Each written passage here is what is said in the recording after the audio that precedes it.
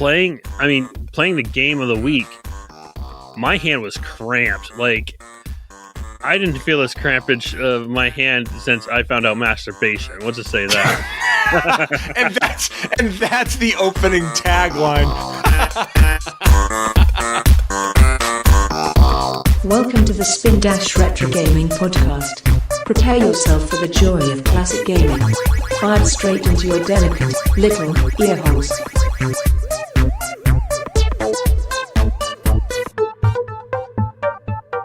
Fire away. I find if I had to, like, hey John, why don't you download this emulator? You'd be like, no, I don't want to do that. And you bitch and complain that you had to put an emulator on a computer. That's what's stopping me from doing Saturn now. Like you are the reason why I haven't picked any Saturn games. Well, the fuck is Nick gonna do it then? Nick's computer's beefy as hell. Oh, what's that? I'll buy Saturn. I have enough Xboxes I'll trade towards a Saturn. Jesus Christ. You're like King Xbox, man. Don't trade the Xbox that I gave you. No, the Xbox 360s. Oh, no. Those are worth shit. I know. I used mine today. I've been using mine every day. So I've been playing on my Xbox One Gears of War. I've been loving it. The fifth one? No, the first Gears of War. Oh, old school. The 360 one. Yep. I've been bouncing between that and Halo 2. So that's what you got going on the side? I had a question. I was going to put that on my list of things to ask, is what have people been playing on the side? Because we never talk about that. Yeah, Halo 2, Gears of War, and FFTA. Ooh, so that's not on the list. That's not on the list. I'll have to get my fix. I know John doesn't want to play it, so. Yeah, that's the day that I quit. We were supposed to quit with Metal Gear Solid, and then it didn't happen. That was our end of the world. I like that game. Yeah, we weren't ever supposed to play it though. No. So the running John, gag. Have you been playing anything? No. See, that's just it. You're the play the episode guy. Yeah. I haven't had a juicy game to sink my teeth into, and I don't have. Well, you also haven't had I don't have a little hideout like you two, so. I play right up in the living room next with my kids yelling and screaming like pound sand. I wait till Nikki falls asleep, and that's when I've been firing up my 360. John, have you even gotten your Switch back? No. Well, that might be a problem in the future. Yeah, I'll get it back. I got plans. Nice. So in college, I remember Corey, like, I love salt and vinegar chips. And I remember Corey absolutely fucking hated salt and vinegar chips, but he liked eating chips. So he would sit there and he would eat the chips and he would just hate his life as he's eating these salt and vinegar chips. And he couldn't stop eating the salt and vinegar chips, but he hated the way that they tasted. It was miserable. And that's been my experience with this Final Fantasy game that I'm going to beat. Like, I can't not play it. I have to beat it. And I kind of like parts of it, but then the rest of it makes me so miserable. It's such a bad game. It's so bad. I'm so proud of you. But I have to beat it. Powering through. What is Xbox 360 and PS3? Like, you can play it. It's backwards compatible. I think I have it. Do you really? No, it's it at the job. I did actually. Are you shitting me? Bullshit. Go get it. I'll edit it to dead air. If you could hold up a Final Fantasy 13 copy. I think it's 13. I'll shit a brick right here on mic. Oh no. I told you. No, sorry. I thought it was 13. I was actually Final Fantasy X and dash X2 that I got to dump. Oh, whoa, hold on. That's for the Xbox. That's for the PS3. Do you have a working PS3? Yeah, I bought one for $45. So let's have a conversation. John was there actually, I met John later that day. That PS3 I bought, we sat next to the guy. Oh yeah. Kevin Smith. I bought like 24 what is games it? plus a PS3 for $45. So hold on to that, Nick, because we had to finalize our picks for our upcoming episode, the year end. Like we got to lock it in stone. Next episode, we're locking it in stone. Wait, was X on the Final PS2? Fantasy X was on PS2, and I want to sub some things out because you're like, I want to play Final Fantasy IV. Spoiler alert! And I'm like, well, that's a great one, but I want John to play something more cringy. Like I still owe him a cringe anime game. Like, well, we could do 2 Final Fantasies in a year. Fuck them. So many cutscenes. Like, So it's just trash. Don't throw that disc. That why? It's has perfect. It's in great condition. That was in I've that got- that was in that the PS3 fatty that I got at the dump. So hear me out on this, Nick. Hear me out on this. I already have a copy for PS2, and John can't bitch because it's on Switch. So we could force him to play this fucking game because he'd have no excuse. Like, oh, I have to haul up my big TV. You guys have a sweet setup. No, it's on Switch. Fuck you.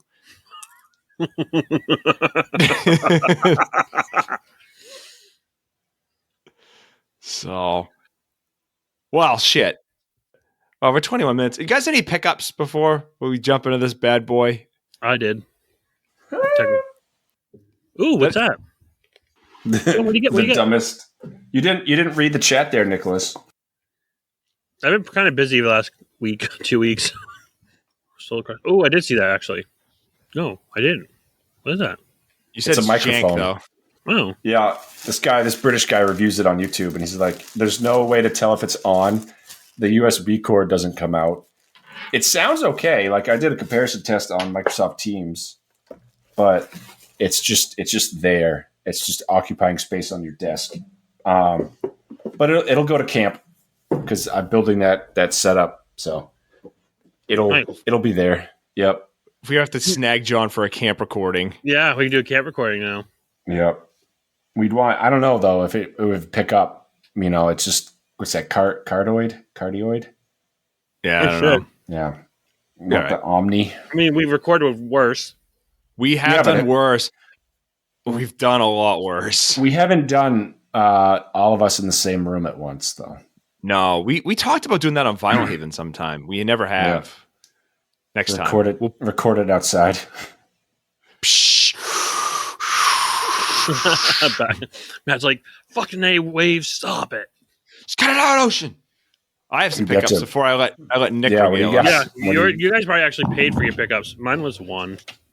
All right. So Oh, actually, and found. Don't provided this week. yeah, no, we're yeah. So first off, Nick, to show you, I now have an HDMI replacement port. Oh, nice. So my butthole will be very tight when I go to engage in that. 5% chance that works. I Now give you more. I give you 10%. You give me 10. Yep. I'm at a strong 5, and that's probably my ego kicking in. It's probably closer to 2. It's gonna be a bitch. I like that graph you sent on your expertise. I'm on the Dunning-Kruger. I'm on the peak of Mount Stupid. But for your little shipment, I've got some new thermal pads. We're gonna new thermal pad it up. I've got this little dongle that's going to sit in the bottom. That's going to run your SD card with all your games. And this is the Pico Boot. This is a $5 Raspberry Pi product, which replaces any mod chip that you can put in a GameCube. Like my GameCube's modded. I bought a GC loader. There's no soldering needed. But I had to rip out my CD drive to do it. This new method for like $30 is I think it's the cheapest way to mod any console out there. That's pretty cool. And really, if you had most of this is just equipment. Like I don't have any thermal pads. I'm not going to use all these, so I'll have thermal pads if I go to do something else. You know? Yeah, I don't think we told the listeners what you got. Also, what I shipped to you. Oh no! Wait. So no, you didn't. No, we never went over it. No, go for it. So I shipped Matt two of my dump finds. One being a Xbox One S that pretty much was fairly clean. I'd say pretty clean. It had a game in it, turned on, everything worked. But if you look at the back, the HDMI port was just done, toast. Fucked. That thing's fucked. That thing. And I think that's the only reason why it was actually turned on. So I'm hoping that's the only thing that's actually needed for replacement on that. Because if it is, and you can successfully solder a new HDMI and get it up and going, you and John are welcome to it. Ta-da. So there's a $150 system right there for you guys. And the other thing was a GameCube, which I have no faith in because when I opened up, that thing was crusty. And you got to turn, because I didn't have a power cable or anything for it. It worked when you turned it on. Yeah, I was surprised by that. I think I tweeted out at one point that I now have hepatitis, tetanus, and herpes, but it does turn on properly. I couldn't believe it. So I was telling John before we got on, like, if I go, there's always the chance I could completely botch this GameCube. Yeah. And if that's the case, so be it. You're no different ahead. No. But if I get the Pico boot working, then you're much further ahead. Because like with a Pico boot, you can load the disk image for the Game Boy Player or something better called GBI. Mm-hmm. The Game Boy Player is like $20. The disc is like 90 to 100 at this point. Yeah, it's ridiculous. So for this, you got the most expensive part done. So you could run all your Game Boy Advance games that you like through your GameCube if I get this thing up and running. So nice. But what I learned about this is that the wires are real fucky. Like it's very picky on what gauge wire and what length wire. I think you said that in the chat that you're like a board. And I'm like, and you're like, not John. I was already too late. I have my soldering station here. I have it, everything all set up to do it, and I watched one more video. I'm excited. I mean, I'm kind of sad that you didn't have it because I know you're really hoping to have it done by probably today. I'm assuming it was your hope, or at least almost done. Yeah, but I did order a light with a magnifying glass on it, so nice. At least I'll have the benefit of that. That Xbox really kind of scares me in a way. This is kind of my Hail Mary. Well, but now, how much was that HDMI port? $7. So, $7, worth it. That's my thinking. So that's all I have. I've been fairly tame. Last time I was editing the last episode, and it was like I had to cut it down. About 10 minutes of me creaming myself about the Saturn you guys got me was cut down to about 3 minutes, which is socially acceptable. Like, how long did you orgasm on mic? Wow. Oh, wait. You didn't mention your other pickup then. Your other technically pickup. Oh, yeah, Virtua Cop. You shipped that up to me. Very nice. Thank you. I haven't even opened it. Good. I haven't even touched it. I was worried because I shipped it with everything. I'm like, do I have enough padding in this thing to make sure this is not? I don't want the thing to break.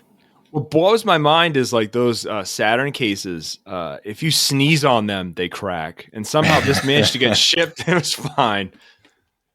I mean, I added a lot of packing material in there too, so I was happy. Good. Nice. All right, so John's been through his. I've been through mine. Nick. Let's block out 15 minutes so Nick can tell us all about all the free shit for you now. It produced 2 working Xbox 360s. That you're trying to sell. Anybody want my trash? I'll sell it for you for $30. Hey, why not? Come get my trash. I've made more money off that stuff I found there than I dare disclose. 2 working 360s. Well, one is semi-working. The disk drive doesn't work on it, but I think I can fix it. I traded in some stuff where I got Matt your game, and I got my I got a copy of Gears of War Ultimate Edition or something of that nature for my Xbox One that I got at the dump Fucker. a few weeks ago. It's been my stress reliever between Halo games and that. Has just been like if I come home frustrated, I literally just hop on at night when the kids are bed and just destroy things. That's what I've been doing. So it's been a nice stress reliever. Other thing, I won 4 games on Whatnot of one of the people content. So what Whatnot is a pretty much where Twitch meets eBay. So Gotcha. you can follow different things you like. I follow a lot of retro gaming. There's actually one auction going on right now. They auction stuff up. Usually starts at $1. A lot of them have like giveaways to pretty much entice people to come to their channel. And so let's follow one. Nothing I saw I like, but I still always enter into the free. And I actually won 4 games. I won NBA Streets for the PlayStation 2. I won Matt Hoffman's Pro BMX for the PlayStation. And then skateboarding for the PlayStation as well. And then Siphon Filter Dark Mirror with case, and, well, pretty much near CIB, but the case has seen better days. Still on the rough. The thumb people. The games are all clean. I mean, it's all sport games, nothing there, but hey, can't beat free in this case. Hey, But that's all I Siphon have. Filter, put it on the list. No. Yeah, be sure, Nick. You're running a play to the top of the list, so I don't know. That's not going to fit into your style. Yeah, it'll just go to my collection. I'm starting to make a list of games I need cases for, because I'm trying to collect there. I've been kind of keeping my eye out on controllers. I've been getting really into different styles of controllers lately. I don't know why. Like some of even the retro ones, like the old what Nintendo has, and like 'cause there's a bunch of different controllers, and even looking at like a Sega Saturn, all the controllers that they had actually for it. That's Saturn, the second version, so not the one that I have, but there's another one, and it was in Japan. Has been deemed by many, I disagree with it. We had a whole episode, I can't remember the number, 20-something, I think, devoted to it. But the Japanese Sega Saturn pad has been deemed the best 2D pad you can get. Is that the orbit one, the circular one? No, it's the first Saturn pad kind of had like a concave D-pad.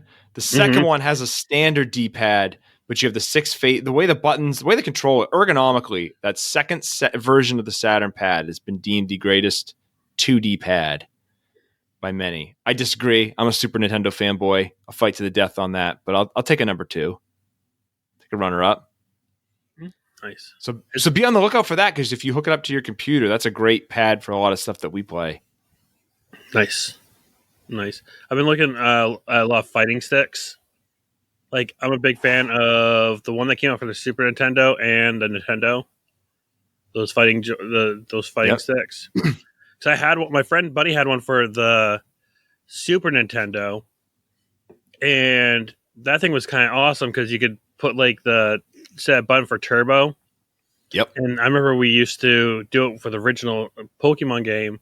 When you go to Cerulean City, we'd put it in, so you would just auto do everything for you. So we'd walk away, so you can get all the coins, so you can buy Porygon. I can see John thinking right now. John, Nick talks about a turbo button on a controller, assigning a turbo button to something. What game pops to your mind? I'm wondering if your mind goes right where mine does. Super Nintendo Final game. Fantasy 3. Fucking On the River. That's right where mine goes. You get level 70. Like, we left it on overnight at Luke's house, and we get up to like level 70. It's a nice farming experience, I'm assuming. There's a section in the game where you just keep going in circles around this river, and you just keep fighting things. So if you have a turbo controller or something that can do turbo, or an elastic band, I think some people have used on a turbo controller. But in this, yeah, you just leave it going and come back. I've only played, besides the tactics game, one other Final Fantasy, and that was the first one. Oh, we've got to fix that. And well, technically 7. No, did we play 7? No. No, No. we talked about having Dan Oh, on, I but think then I think I started it, and then I never actually played it. So Dan's got some life events coming, so I don't know if we're going to be able to get Dan on this year. He'd talk about it from memory. I would love to. If we could get him on quick, I don't know. I would move my picks around. But I mean, that baby's coming out. He's not playing Final Fantasy. He's putting in some hours. Maybe I could do that instead.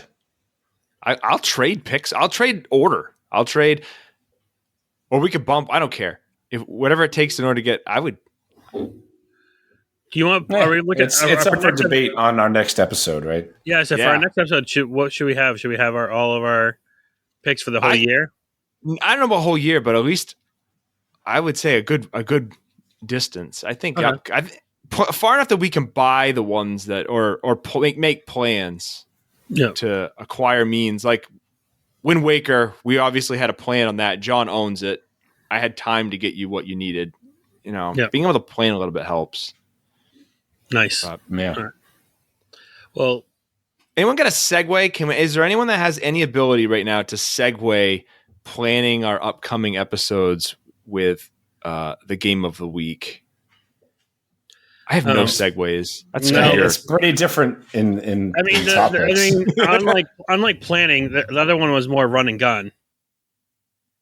You just go. You just go. That's been our approach. That's been our approach the entire show, and now we're maturing. The game of the week is, I think, epitome for you, Matt, because you hate stopping and you don't pick up anything. It's just go, go, go. No thought. The game of the week is Metal Slug.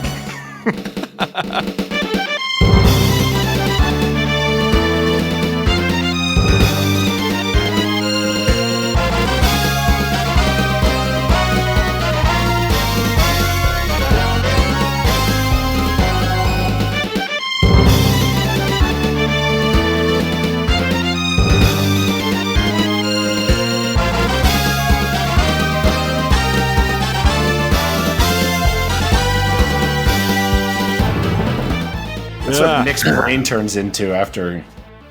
My brain is nowhere near. My brain's fried. Now it's a metal slug. Well, that's what your brain is. This game is credited to Nick. The reason why we are playing this game is because last year at our year-end review show, we gave each other a selection of challenges, and I've the worst out of all of us.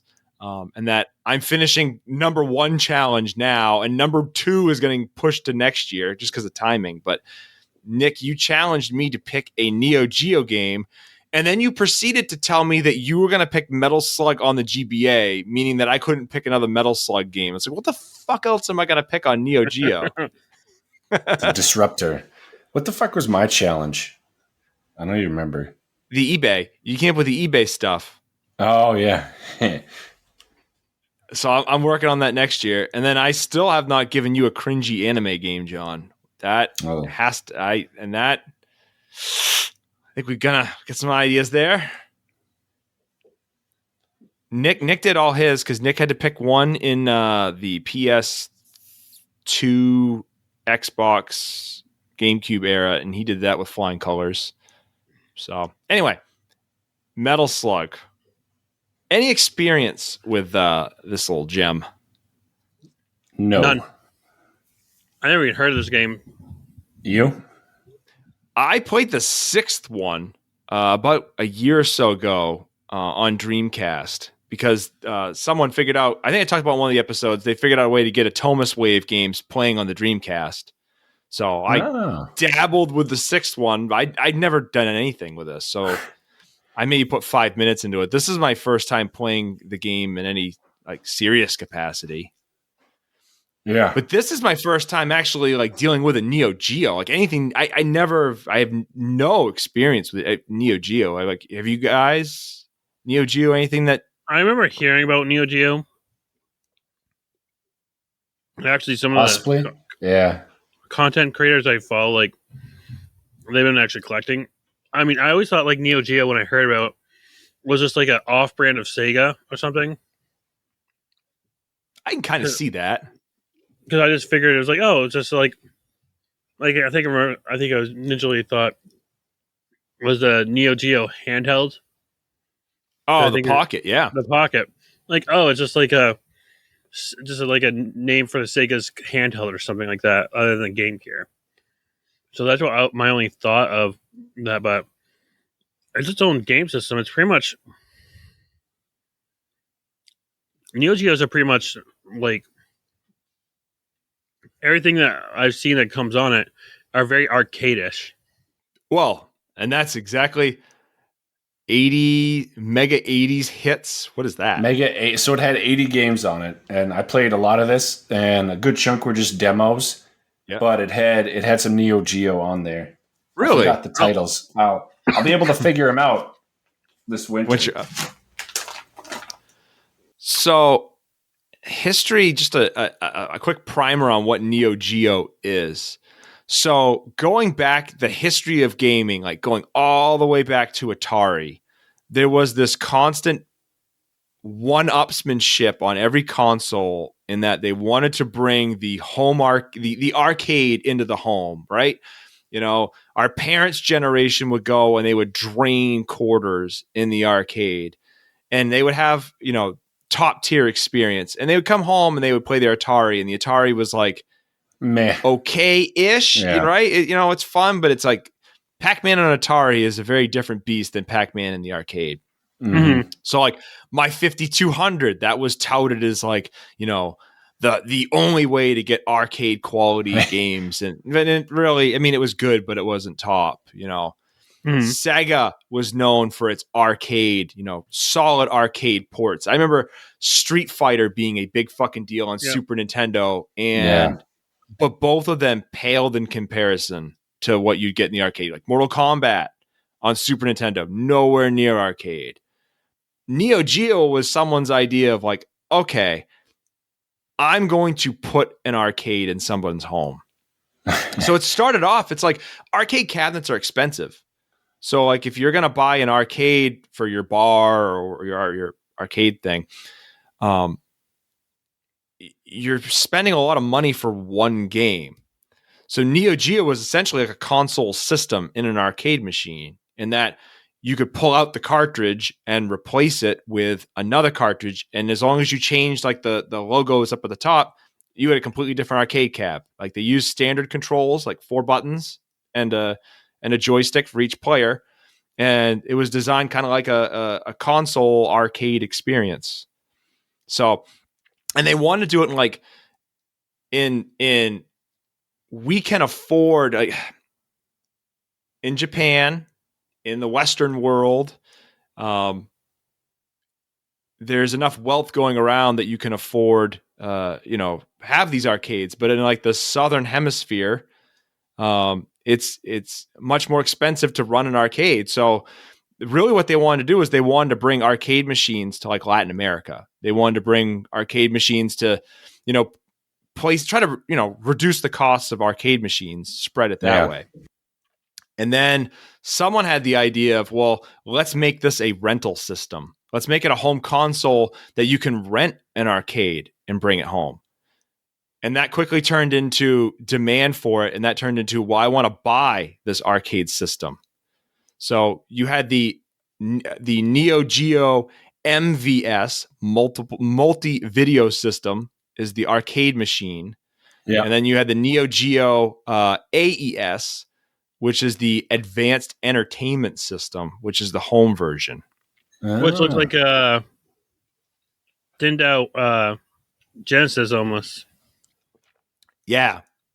And the carts are beefy. I don't know if you Googled any of the carts, but like when you look at a Super Nintendo cart, right? You've got one set of, like, the board comes down and there's pins on one side, on both sides. Neo Geo carts have 2 boards in them. So there's like 2 sets of teeth that are gripping 2 different boards inside it. It's pretty crazy. How much is a Neo Geo AVS going for? Anything Neo Geo right now is not cheap, and the games are stupid fucking expensive. So even if you go to Neo Geo CD. yeah, I don't know much about the CD. I know that like there's a lot of conversion kits because I think it's a lot easier to get a hold of a MVS system, like the arcade unit, and convert that into a console than it is to find the home version. And the cartridges are similar. You just need an adapter. It's kind of like when you want to play a Famicom game on your NES. You just got to switch the pins a little bit. But this fucker was expensive. Did you guys see what the home price? I was looking at the games. Like there was not a game under Neo Geo for the system that was under $50 on eBay. Like you looking right now, like on price charting. Like under just price charting was what they were the edge. I think the cheapest game was like $48 loose. Everything else was like above that, and I think it was like they're crappy. Like that'd be your sport game or something like that off that you would never play again. So the console. So I know you love prices, Nick. So I sought this out. I sat down with an inflation calculator. So it released in 1991, between 90 and 91. I think the arcade was 90 and the home unit was 91. $649.99 was the launch price in 1991. Came with 2 joysticks, a memory card, and a pack-in game. Good Lord. Today's dollars, that's around $1,400. That's more expensive than any console released. Wow. It is the first console with a memory card. So shove that up your ass, Sony. But games on it, I think they were around $200 at launch. So what is that? About $500 in today's money? When that's crazy. Average game cost, I think, is $60 plus tax in US. So ultra. So I know, like, I was listening to some things, and there was this whole, class divide on, the rich kids got Super Nintendos, which is not true, but we just got lucky. Neo Geos. The rich kids had Neo Geos. How many of these did they even make, man? I think they were limited. I think the home units are very limited. I've never seen one in person. We should go. We should go to a retro gaming conference next year, just so we can see half the shit we talk about. That's my kind of hope, is for us to do that. So I'm trying to find one that's local, not Boston. Even Boston didn't really have much. They had PAX. Connecticut has one that's actually more devoted. Not that far. No, I mean, other than that, I hear the one down in. And this is a trip. I'm sure John would have no problem wanting to go for this drive to get away from the household for a little bit. But there's a really one southeast. It's down in, I think it's Georgia. Not driving to Georgia. I guess it's one of the best ones out there, though. Yeah. Like they have, it's all dedicated. Like there's not a booth that's not dedicated to retro gaming.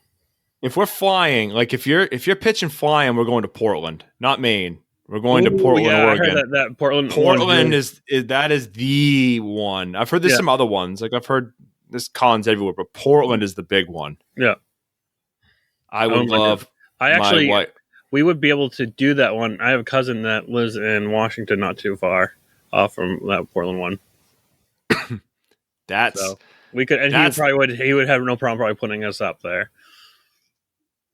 That's the big dog right there. I'd like to go to one of those.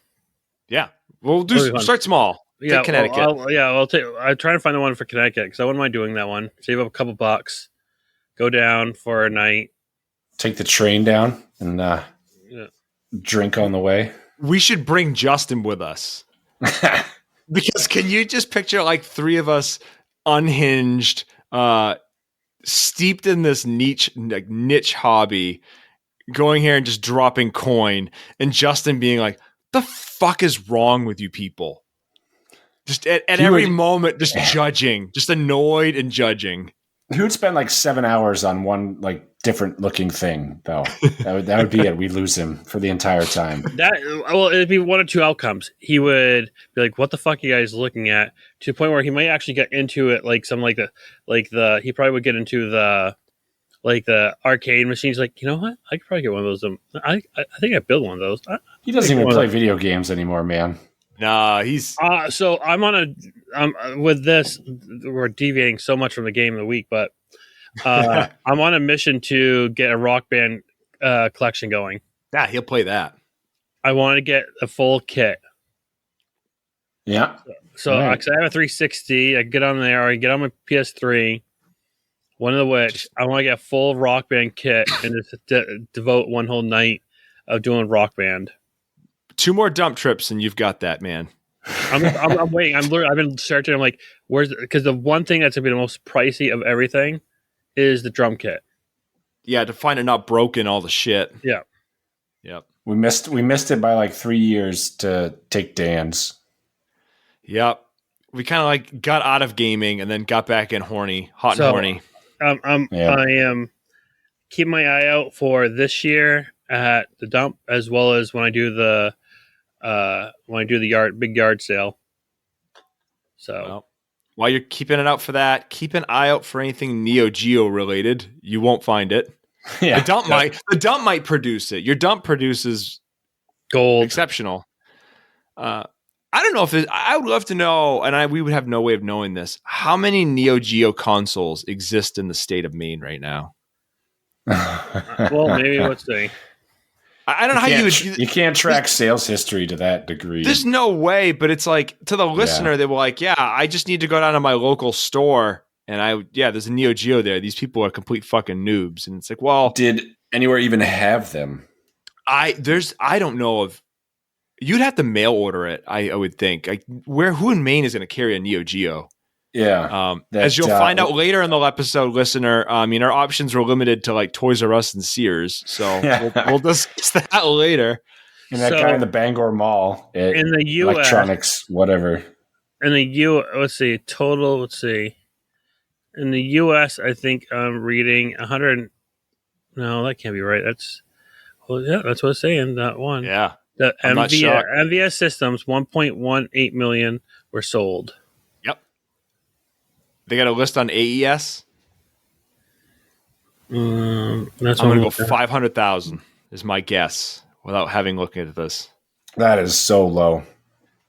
I mean, you got to think how limited it is. It is hard to get the home stuff. While Nick's looking that up, I mean, even the home stuff on the cartridges.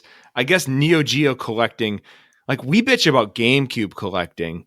Yeah. This is a whole other breed in that fakes are everywhere, and it's lucrative to fake stuff.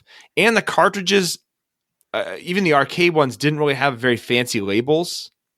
So it's somewhat easy to replicate. I mean, really, it's just like a silver bar with a word on it on a lot of them.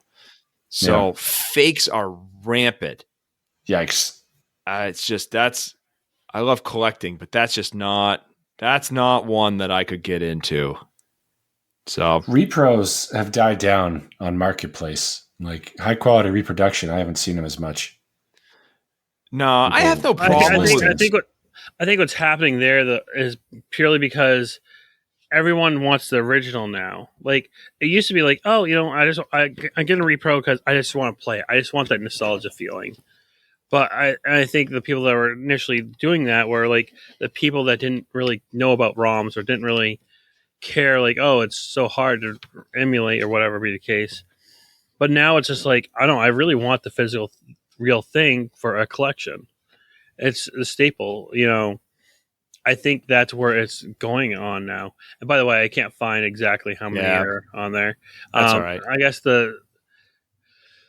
what is it? I just read that the AES system, stores Japan, blah, blah, blah, most expensive, blah, blah, blah. Equivalent to when they did this in 2021, they had it going at 1,293, Matt.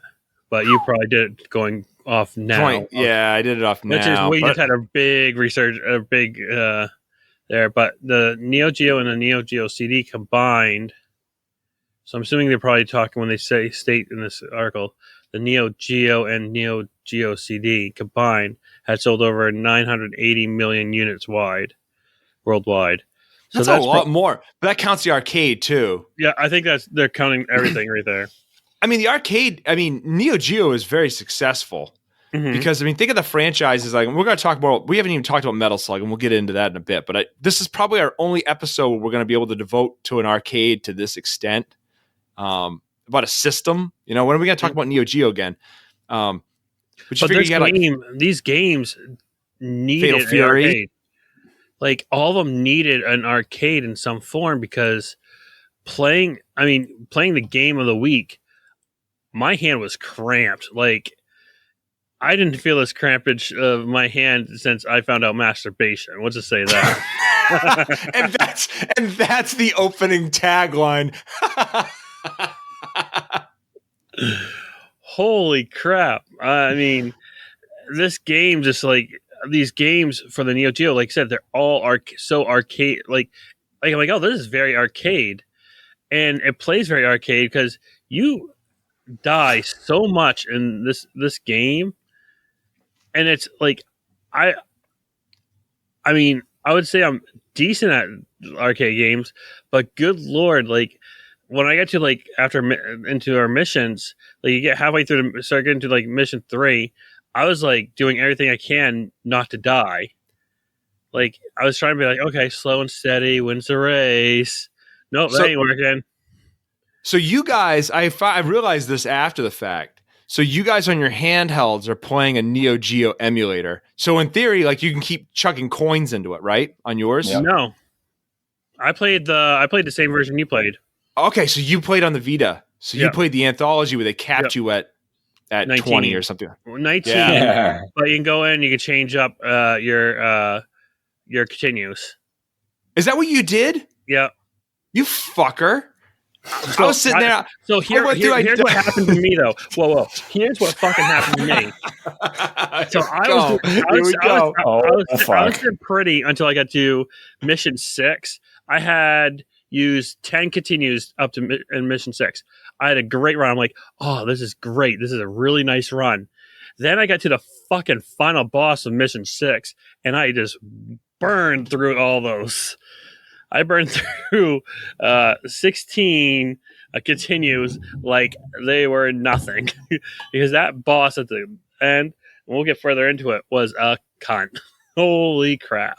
So you could change the amount of credits you had on the anthology? It's either you didn't all you had to do, you either say free to play, so no there, and you could just free to play, you didn't have to put in coins. That's all you had to do. Because so for the listener, when we talked about, and we'll go over scores because I got them tracked down here. Yeah. We talked about like sharing our top scores, and John was the first one to post a score.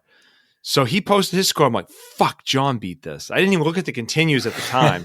So I put it in the anthology, and I'm sitting there, I'm like, that motherfucker, I'm not going to be able to beat this game. John beat a game, and I can't beat it. And I sat there, and I was pissed. I eventually did. I eventually got through under 20. Yeah. Oh, I plowed right through. Yeah. One shot, man. I didn't play this game again. I was like, I beat it. I'm not going to get any better. I love how our reputations on this show is not completing games. Matt, like you, I was actually like, what the fuck? Like, it took me a while to, like, that was probably, and when I realized I could actually change that, when I could actually change out, like, the continuous, I'm like, oh, I changed my continuous. So, well, I didn't know until John played. I'm like, how the motherfuck did he get 33 continues? I'm capped at 19. And I'm getting to the 6th fucking mission, and I'm dying at the very beginning with one continue. I get to the boss, I'm like, well, after I'm getting my ass carpet bombed. Good Lord. Then I saw 33. I'm like, there's got to be a way to change the continues. There's got to be a way to change continues. And I found the menu. I'm like, oh, okay, let's turn this off. And I'm like, then I had the best run of my life. I'm like, oh, I didn't even need to do this. I'm kicking ass, taking names. I'm going through each mission like it's my job. Taking ass, kicking names. What is it? Chewing bubble. I came here to chew bubblegum. Bubblegum. Don't go back. Taking ass, kicking names. I said kicking ass. That's our new slogan. Didn't I say kicking ass? I'm pretty sure I said kicking ass. Slogan. What's a slow go? It doesn't help them. 4 Arnie's in, and I'm friggin' 4 Arnie's. This is the. Oh my god, we all had strokes. The entire podcast collectively had strokes. We lost the ability to speak. 3 things: A, 2, D. I don't think I've laughed harder than that ever in the last 2 years than that episode where you legit were Buzz from Home Alone for 2 minutes. Oh my fucking god. Okay. No, it's all right. Shit, man, that's a fucking tangent. I'm gonna make a shirt. That's gonna be our new thing. Taking ass, kicking names. Our new slogan right there. Isn't that what they said in Avengers? I hope not. In the last one, the chick with the antennas says that because they love being goofy. I hope not, because that is brilliant, and we came up with it on our own. And it's like a Simpsons did it. Yeah. We can't be the only ones. Let's see. In our little corner of the world. Yeah.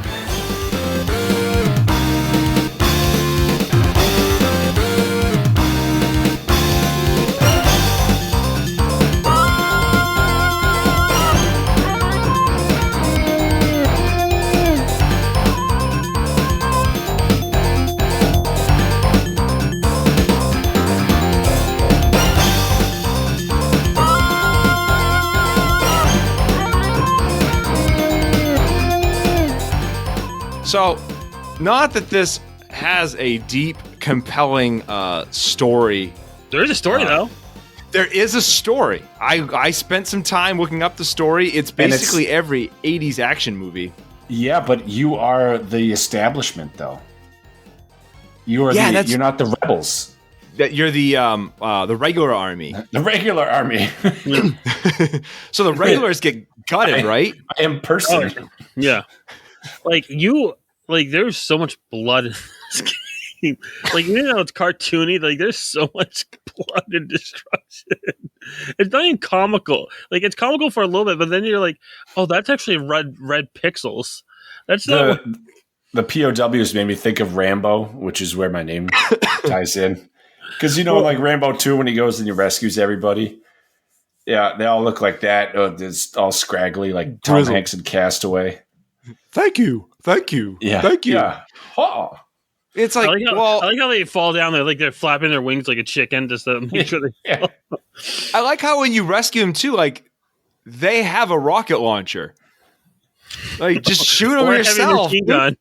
Having a machine gun. Where were they hiding that?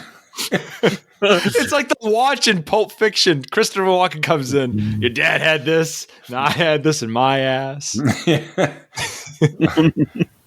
No, I can't do it. I'm not going to do it.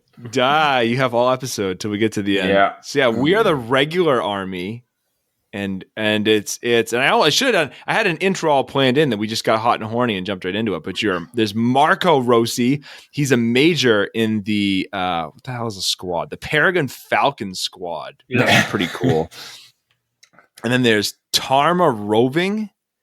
Yep. And he's a captain and a good friend. So it sounds like you've got, again, like the 80s. But you only play the first. That's if you're playing 2 players, right? Right. You get the second place. Yeah. Yep. And I like how they're all from U.S. I'm like the Japanese loved Americans, didn't they? They based all of them out of Midwest Iowa. Well, then you go. Well, if you fast forward, and this episode is just Metal Slug 1 for the listener, but if you play Metal Slug 2, I mean, that's really taken on a whole historical thing. You're just in the Middle East, just lighting the shit up out of things. It's well, this is kind of got Team America vibes. I don't know if I really maybe now that we're past 1997, maybe that's not the direction we want to go. What did you guys think of the boss? All right, the main villain. General Donald Morden. I mean, Saddam Hussein. He's fucking Saddam, right? I mean, we're all gonna we know he's Saddam. You think this came out in 96, so this is during going through Desert Storm War. Oh God, Jesus Christ! Desert Eagle. Desert Storm. So this is during the Bush era. So going. This is Clinton there, Bubba. This is Clinton. That was this 92. is end of Bush and going into Clinton. I'm not taking you on Jeopardy. So I mean, all I can we played Neo Geo. So all I can think of was Stalin. Shut up, you two. I played this in the camps. I had my Neo Geo and I was in the fucking. Oh god! I mean, when playing this game, I got camp. Hot Shots Part 2 vibes. If you ever seen that movie, it's a great movie, or it's an okay movie. It's an enjoyable movie. Yeah. Oh man, yeah. This game. So for the listener, we've rambled on, but this is a run and gun. This is like, think of Contra. For anyone who doesn't have any exposure to Metal Contra Metal is Slug, so much easier than this. This is like Contra on crack. I mean, it is just wave upon enemy. They just. At least with Contra, the timing was easier. This was like you could so time it. Yeah. This was it. That one level where you're going through. I think it's mission 3, maybe 4, maybe, where you're going through like the town and you go into this one building, and you have like this like wave after wave of people just jumping and knifing. Oh yeah. And it's just like, you're like, what the motherfucker? And I'm just like tossing grenades left and right to the point where I'm like, the guys coming down and shooting at you sucked. That got old. It was like it hovered this weird line between like being comical and not being comical. And it like, oh man, these guys like shooting rockets at me. Okay, then here comes guys in scuba gears jumping out of the water with rockets. Like, oh, and they're throwing a rocket at you. Or then you just had like some people like, do you see them just like crouching and just moving on the ground, and you're trying to shoot them and you can't shoot them? Like, motherfucker, crouch too so you can shoot them. You had to wait till they stand up until you actually shoot them. Yeah. Yeah, that was. I mean, all I can say is I feel very proud that I could take down a helicopter with a straight up handgun that you're going to start off with. Yeah, let's talk about the weapons. I have notes set aside on weapons to talk about those. So my favorite was the flamethrower, by the way. Oh, the flamethrower is my favorite. That was pretty fun. The sound that the guy's just like burning. It's just like, Jesus Christ. So violent. Oh man. So you have the handgun. That's kind of like your standard, no matter what you have, you can always fall back on the handgun. Single shot pea shooter thing. Yeah. I text you guys like, I think fast as you could push the button too. Well, that's why I text you guys like, I think I have carpal tunnel. Yeah. Because I was playing on the PSP and it's like, mashing that button. Yeah. Yeah. So heavy machine gun was one of the upgrades. I got that quite a bit. That's a common one. To continue, you drop in. Yeah. Yep. Yeah. Then there was the rocket launcher. That was okay. That was just like good to, like, if you're taking on your heavy heavy tanks or anything like that. Yeah. Yep. Shotgun, that was fun one too. Shotgun was great. Shotgun was a lot of fun.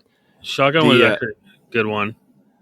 Then you have the flame shot, which we already talked about. Which the sound in this game was incredible, anyways. But the burning human sound. Fine.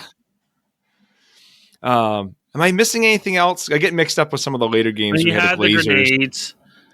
Those were very key. You actually had to have, like, I had like 60 at one point, because there's that one level, I think mission 2, where were you going against the boat's the 6th level. 6th level.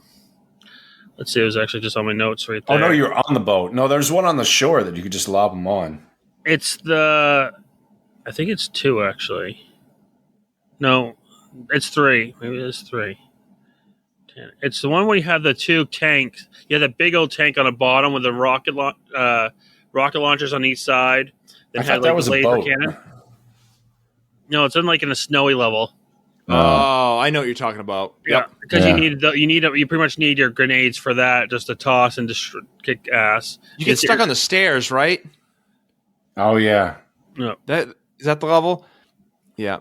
You see Yep. grenades and then knife. The knife was like the last weapon. Was your close Which was combat? you always had is just if someone came close, you had that. It did a shitload of damage though. That's how I defeated. What was his name? He was funny. Alan O'Neill. That fucker. So talk about him because I want to have a bitch fest about that asshole. Died a lot on that guy. Yeah. So I died a lot on him until I figured out he didn't do much if you stayed really close to him. So if you were close, if you stayed close quarters, you could do it. So between heavy machine gun and just jumping at him and knifing him a bunch, I maybe wasted a life on him. So you can burn through him pretty quickly if you stay really close because he didn't really do too much. If you stay close quarters, but he was fun. Yeah. That's why I kept on seeing those gifs in the chat.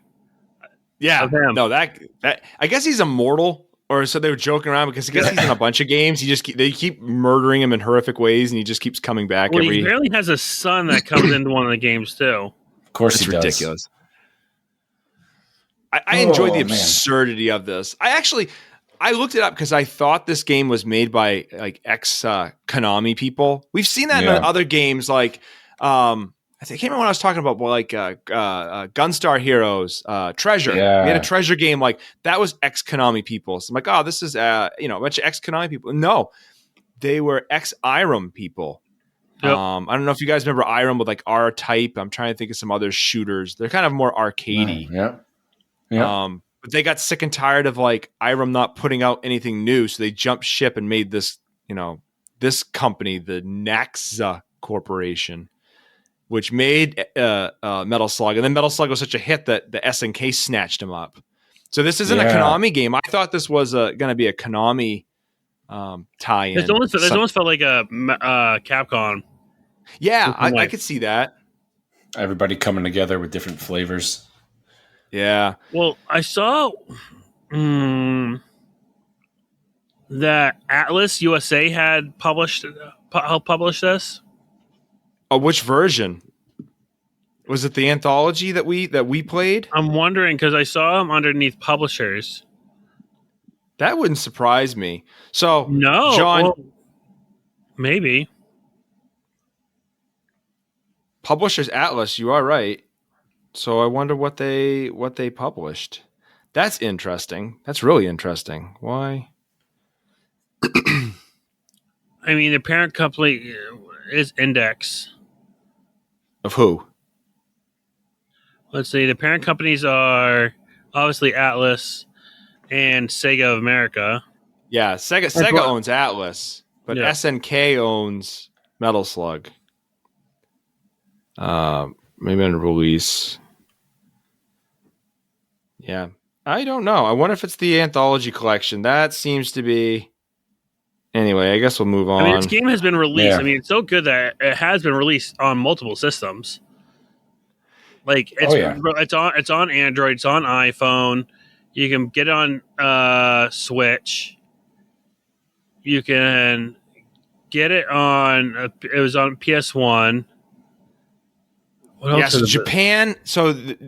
Yeah, we got screwed on this. Like in Japan, there was a Saturn release and a PS1 release, and they and those are never done over here. I want to say Metal Slug X was the first one that we got over here on a home console. Yeah, but Xbox got the third one, the fourth one, and the fifth one. And then I don't know who got the sixth. But then you figure we played it on the anthology. Yeah. So, I mean, it was released, so it was there. I mean, this game was. It's fun. This is definitely one of those games that if I had this like in my local arcade, I would have dumped quarters into this left and right. And it plays like that too. If you're playing this through the anthology, oh my god, it's absurd. Like it plays just like it would in theirs. You you go through mission 1 probably without burning a continue at all. You might burn a life maybe. Then you get through mission 2, you might burn a continue at this point. Mission 3, it just ramps up like to a point where it's like, oh my god, I'm burning through my continues. Like this is a game like you play for a summer just to learn to master it and see try to figure out how to play each level. Yeah, so you figure this came out in like what, 96, I Yep. think is the date this popped out. I mean, look at the sprite work in this friggin' game. It's fun. I mean, it is. Yeah. I don't think, and this is kind of hot take here, I don't know if we'll see sprite work in any of the games that we played so far that rival this, and I don't know if we'll see anything better until we tackle Symphony of the Night. Like, the sprite work in this game is goddamn incredible. Like, it is a beautiful, it is aged wonderfully. Like for this is what this would be classified as. Was this classified as a 32 to or still 16? They were all over the board on what because they touted it as being 24-bit, which I have no fucking idea what that means. But it's an arcade. You had blood. Thing. You legit had actual cartoons as hell, but it was fun. And like you said, it was you had flaming guys, or you're blowing people away, blowing tanks. I didn't care for the Metal Slug tank. That thing was god awful. Did you read the history on that? No. That was the coveted piece in the war. So, but no. Originally, Metal Slug was the full name of it is Metal Slug. I think something super special vehicle or something like that. I can't remember the full name. Fuck, man, I got a lot of dead space off on this one. SVF, whatever the vehicle is. Initially, the game was going to be exclusively played in the Metal Slug, and then they brought it out and they tested it in front of audiences, and then audiences were like, "No, this sucks."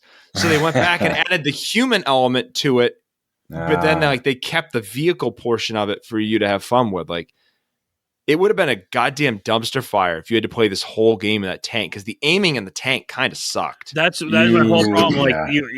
Because you steered and aimed with the same thing, with the same control, so you could literally be shooting backwards for a hot minute. Or you're trying to a wave. If they gave a secondary button, if you could press select or something, or you could press a second extra button to switch from or had a secondary button to use to move your gun, whatever be the case, then that would have been great, because then you can move and shoot backwards as you're going forward, or whatever be the case.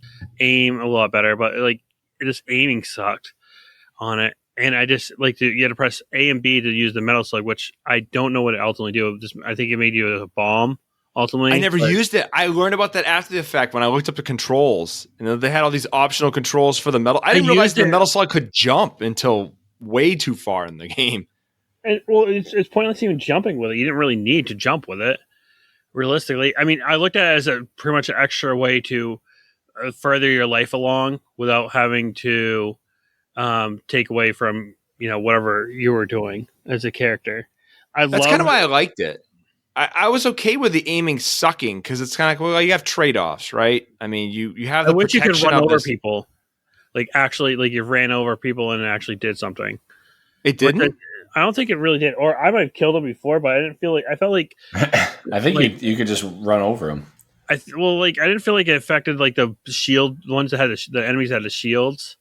Mm. They would just run right into me, oh, I'm gonna run away with my blast shield and try to knife you. What the fuck is going on here? I just never stopped shooting, so I wouldn't know one way or the other. But other than that, I mean, it was just extra. I think the fourth level is the one I hated, the mission I hated the most. Which one was that? Is that the snow one? The snow one I really didn't love. The snow one was the third, and I didn't like that because when you're doing that, you have to jump up and across. I couldn't gauge the jumping on this. I had a hard time jumping from where I had to jump off. So it was I'd jump, and I'm oh, I'm falling to my death. You actually jumped a lot further than I expected. Because your guy doesn't move super quick, but his jump actually clears a lot of distance, which is kind of odd. And I think I was trying to gauge off what I'm used to in-game jumping being, versus there I'm oh, so I had to go all the way to the very edge and jump, and I'm nope, there's no edge there. Oh, I'm falling. That one was a pain. No, the fourth was I think that's the like river one. It's just annoying. Where is it? I'll be honest. I had a hard time telling the levels apart. I know there's 6 missions, and that's like in Metal Slug. 6 levels is common. Some have 7, some have 5, but 6 is the most common. But the scenery varied so much within those levels that I couldn't tell you. I know, the one level I can tell you, and we'll talk about that in a bit, is the boat level. But the other ones, I know there's a city level, I know there's a snow portion, I know there's a waterfall, but there's just so much variance even within the level that I don't know. I had a hard time. Like if you told me name what level 1 is, I couldn't tell you. No, level 1 you go through so quickly, you're pretty much done with it. Yep. And like I said, it's one of those things you tell us it's an arcade game because at level 1 this grabs you like, oh, this game is gonna be easy. I can blast through this. I'm king shit of this level. I can get blasted through this game. Then you get to you progress and you're like, oh no. The Memorial Seas where you're on the boat, that one's kind of annoying because you have the aiming with that fucking gun on the ship is a real bitch. Oh, I loved it. You didn't like the 50 great. cal? I didn't like it. Yeah. Shooting down the planes.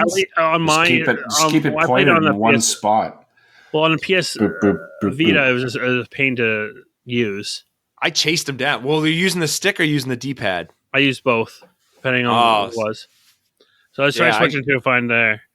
That's a 6 one where you're on a ship and you're just sailing across. You have to blow up bits of this bridge, and then ultimately you get to the very last boss, which was just ridiculous.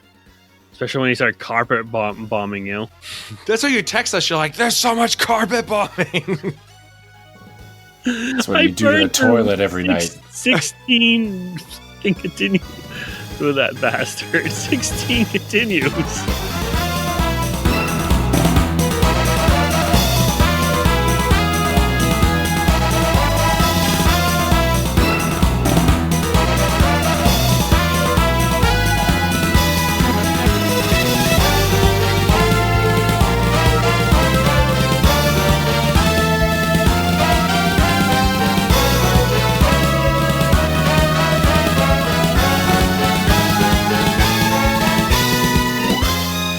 So I'm totally gonna derail things. Yeah, oh god. Because I'm jumping ahead on your little bonus. Oh, don't do that yet. Don't do that yet. Okay. I didn't open up. I haven't opened up at all. What the fuck? I didn't bother because Matt said don't open up until we do the episode. I revoked that. Oh. But you can certainly open it up. Yeah, hey, I didn't. When do you listen to us, Nick? Oh, clearly I did. I didn't open it up. You never listen. Wait, are you mad at me that I finally actually listened? Is that what's really? He's furious. Nick, how dare you actually listen to us? You So Matt, explain what we're doing. Oh, so we want to jump into that? Yeah. All right. So what I would say is we're going to do a review. Let's do our reviews at the year-end show. Yeah. But one thing I do want to say is going into that year-end show is, man, with a game like this, it's 6 levels. So when we rank it, we're going to have to account for the fact that it is 6 levels and it is an arcade game. So it's going to be tough. How do you stack up an arcade game with, Beyond Good and Evil, right? I mean, that's 2 different. But the challenge with a game like this is everything it sets out to do, I think it does very, very well. I mean, it sets out to be a run and gun action game. Yeah. And this thing is nothing but explosions. It's straight up just fun. This would be a game I'd, not my kids because of their age, but but if I was putting it knifing people, if 10, when they're 10 or something like this, I'd put this on a TV or something like that. Give them controls and just let them play. Just have a nice little game. Nice little stew. I didn't say it. I did not say it. I'm not going to say it. Not going to say it. But I'd let them play it and just kill out. You can I can see playing this growing up and just killing like hours just trying to beat my scores or trying to get as far as I can without using those little continues. I'd burn so many quarters in this goddamn thing if it was in an arcade. Like if it was near me, in the Bangor Mall, I think I would have grabbed. I loved running gun games. For all the reasons you mentioned earlier, I'd have burned so many quarters in the Bangor Mall. Gauntlet Legends in the Bangor Mall took all my money. Never played in arcades. And on my local mall, because my local mall was too far away. Well, that's the perfect segue right there. So we'll give our closing thoughts on Metal Slug on the next one. We'll do a ranking. We'll do all that stuff on the next one. But Nick, you never played in the arcades. You also mentioned that you have never made a list for Santa Claus. Nah. So what's that? Sorry? Nah, never played one. Never made a list. So what I come up with, John said we need a gimmick. We have not done a gimmick for a while. And I'm like, well, I'm going to do a bonus round. And I had some good ideas there. I'm like, but you know what? I started searching the prices of the Neo Geo system. Crazy. Well, then that got me in this whole thing. Like, well, what were prices way back in the day? Oh man, John, your camera's going nuts. Nick, is he going nuts on yours? Yeah, same. Oh no. I tried to open a PDF. Yeah. Why'd it happen? There's a glitch in the Matrix. He just glitching out. My audio okay? Oh, no. There you go. He's back. Wow. Nope, he's gone again. The PDF isn't opening, fellas. Something's going funky. Use your phone, Robot Man. Yeah, use your phone. Come on, bud. Yeah. Well, it's too late now. I clicked on it to open it. Oh my god, this whole episode gets ruined because John opens a PDF. Can you hear me? Yeah. Your audio is kind of staticky though. Yeah. Wow. Can you close down Adobe? No, I don't even have Adobe. It has to go through the browser. Can you close the tab? Let's see if I can Control Alt Delete it real quick. Well, is it a different tab or is it actually on your? See, this is why. Oh god, now he's got different colors. Look, he's rainbow. A blue abadida. You know what this reminds me of is back in the day when you wanted to explore other channels that were not purchased. Yeah. Channel 98, for example. Right. John looks like scrambled porn right now. There's a nipple. I saw a nipple. There's a nipple. You guys caught me. Is it okay? Oh, there we go. Yes. It's better. I don't know what you did. All that right, was terrifying. I'm on my phone now, per your suggestion. Yeah, because we got some scrambled porn going on. I'm looking at the PDF. So I sent the Sears, the 1996, and I picked that year specifically because that was kind of like the border of the 16-bit era and then the 64, 32-bit era. Like the two eras kind of at the same time. And John and I have made a disgusting amount of references to Sears, and I know Toys R Us was always a big player in the game space. So I sent the 1996 catalogs for Sears and Toys R Us. So it's December. We're in that festive spirit. We're going to have our New Year's episode, but I figured for Christmas, maybe we'll make a little 1996 list for Santa. Toys R Us catalog is way better laid out than the Sears. Yeah, Sears jumps around. I'm not liking it's very odd. Yeah, there's a lot more content there. Also, I picked 95 initially. 95 had Chrono Trigger under Super Nintendo. This one doesn't have it. 70 something bucks back in 95 for Chrono Trigger. So I got all these consoles. I got all the stuff. So the only thing I had that actually was in my house in '96 for the consoles. I mean, I did have I think a Super Nintendo and Sega, but I think it would probably been a PlayStation was the new console I actually would have gotten that came in the house. I think my problem is I would have already had a Super Nintendo, which I loved at the time. I think I still was getting. I think I got Zelda in '96, honestly. I got So I was the kinda- Game Boy Pocket. I'm pretty 94. sure I got that Game Boy Pocket later that like 97. 64 and 96. I think I would have asked for a I 64, didn't get 64 back until in the day. 99. I got my first 64 in 99.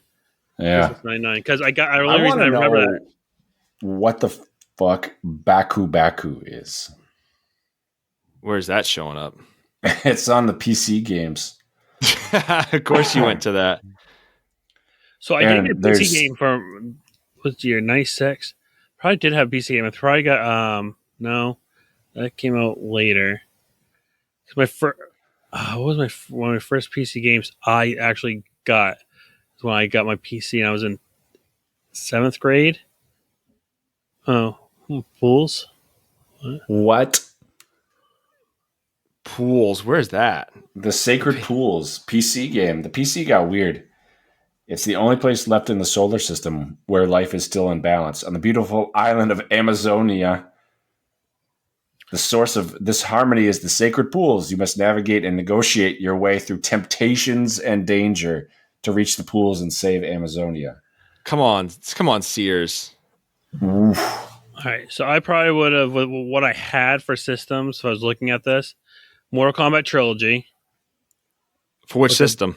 PlayStation. Because actually, he did have it for the PlayStation. It was a great game for PlayStation. Probably would have gone Ultimate Mortal Kombat 3 for the Genesis. Because I was really into that was a year I was really into fighting games. I had that on Super. I'm All right, actually so the disappointed with the PlayStation, to be honest with you. The PlayStation, like other than Crash Bandicoot, I guess it's Resident Evil. Resident Evil was we got Resident Evil with launch. What's the one that didn't come out in the US? Was it Shining Vision Where are you looking at that? What page is that? on the Saturn on the Sears? Oh, what never came out, period? Yeah. So if you look at the Sears catalog, I shit a fucking brick when I saw this. I laughed so goddamn hard. If you look at the Saturn page, there's an ad on there for Sonic Extreme. And it's like Sonic in his new world of 3D wickedly fast, new characters, new moves, environment to rotate his world 360 degrees. Available 11/20/96. No, wrong. That was one of the most like insane things in gaming history. Like Saturn needed a Sonic, and they were like coming up Sonic Extreme. Like you can watch the clips of like the prototypes what it looked like. They couldn't get it to come to fruition. One of the guys on the team was so stressed out about this getting this game to release that like the doctors told him he had like 6 months left to live. Oh And like he had to like this game like almost killed this dude trying to make this game for deadline. So long story way. short, Sonic Extreme never came to be released. Like period. Jesus. So here Sears is putting an ad for Sonic Extreme. That game is never coming out. Yikes. So I shit a brick laughing at that. That's funny. Did you guys see anything else in the old catalogs for 96 that caught your eye? Sonic and Knuckles and Sonic. What's Yeah. Three Dirty Dwarves? I had no played idea that. what a lot of these things things are. I'm impressed that Game the Gear. Saturn had. I did get the Internet. Game Gear that 96, but I'm pretty sure I got it for my birthday. Street I Fighter the movie. Oh, that's bad. Yeah. I didn't realize Game Gear was still active that late. I guess it makes sense. I just, for some reason, I thought it was like early. I got a second. Pretty sure I got a second hand because I think my dad did like a job because I got 6 games. I got like 4 or 5 games with it, and it was the carrying case and everything, the AC adapter and everything. And I'm pretty sure it was second hand. I have no idea what happened to it. I wish I never got rid of it because I had everything for it. Power Pigs of the Dark Ages. That's what we're playing. I love how this has turned into John just fills up his picks for next year. All this stupid shit on here. John, fill out the damn things so I know what I can snag for you. Yeah, you gotta do your picks. Although I think I'm gonna change mine just to spite you. So I don't know. Good. I'm Then definitely I'll doing never fill sneaking. it out to spite you. Yeah, Well, not the things like, oh, hey, I like this if you can find it loose or whatnot. yeah. I think I'd have gone 64. I think that would have been. I'm so glued into Mario that if you take me back to 96 and I had to make a Christmas list to Santa, I'd ask for a 64. Like, I was obsessed with 3D back then, and just PlayStation. all that. Yeah, PlayStation and those long boxes. Those long boxes are so nice. I got Cruisin', Wave Race, Shadows of the Empire, and Mario 64 within like a few months of each other. Oh man, Mario RPGs on the Super Nintendo. I'd have snagged that bad boy. I've only had that. In 95. I got that. Was Pokemon not out yet? Pokemon didn't come out 98. Oh, because that's what I ended up getting Game Boy Pocket, and I think I just had regular Game Boy games, but then I ended up getting Pokemon when it came out. They were $70 back then. And then Mario RPG was $75. People bitching about like the games going to $70 now, from like the 60 being the standard to 70. Like, shut the fuck up. Go back to 1996. Like, that's bank, man.